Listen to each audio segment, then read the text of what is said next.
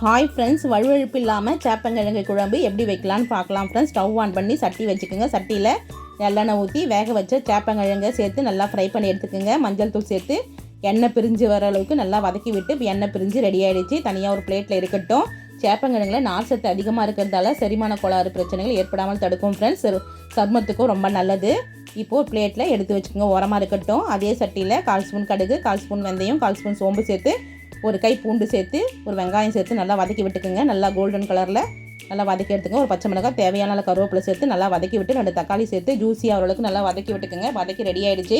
தேவையான உப்பு சேர்த்து நல்லா வதக்கி விட்டு 1/2 ஸ்பூன் தனி மிளகாய் தூள், 2 ஸ்பூன் குழம்பு மிளகாய் தூள் சேர்த்து நல்லா எண்ணெய் பிரிஞ்சு வர அளவுக்கு நல்லா வதக்கி விட்டுக்குங்க. இப்போ தேவையான ஒரு புளி ஊற்றி நல்லா கலரி விட்டுக்குங்க. சூப்பராக ரெடி ஆகிடுச்சு. 10 நிமிஷம் நல்லா கொதிக்கட்டும்.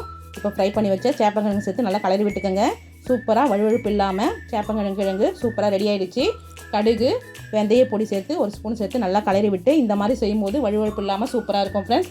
உடல் புண், நரம்பு தளர்ச்சி வராமல் தடுக்கும்.